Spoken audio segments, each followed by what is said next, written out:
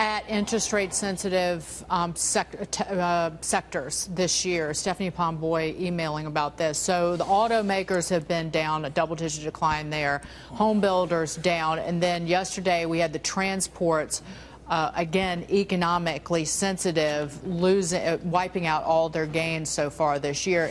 Are those the canaries in the coal mine here?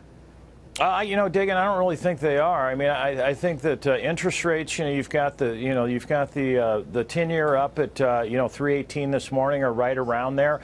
In my opinion, that's just reflective of we have better economic growth, we have slightly higher inflation. I mean, 3.15, 3.20. I mean, that is not panic level on the 10-year Treasury. I guarantee if you look in history and you say, gee, are we going to have 3% GDP growth should the Treasury, 10-year Treasury be trading below 3.20? I don't think you'd see that correlation if you look back in history. So, rates are still low. I don't think in any way, shape, or form this pop over 3% is the reason behind this. It's fear of what's going to potentially happen. And Dagan, you brought up a point when I was sitting here listening. The market, we know there was going to be great earnings growth this year. I mean, we had the big tax thing, but next year, I mean, the market's been thinking about 2019 earnings, which are not going to be anywhere near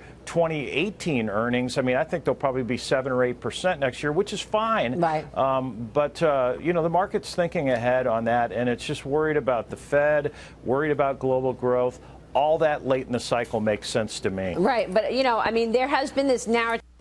So that's one reason why you may have to wait for 2019 until we get a rebound of crypto prices, because a lot of people are beginning to realize that this debt bubble is going to be bursting and that earnings are going to significantly slow down, especially if people and consumers are worried about a recession.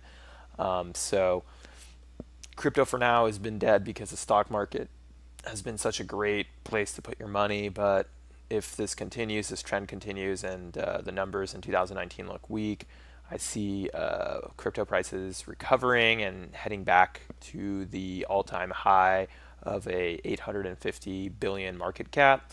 But only time will tell, so let me know your thoughts on this, and I will talk to you soon.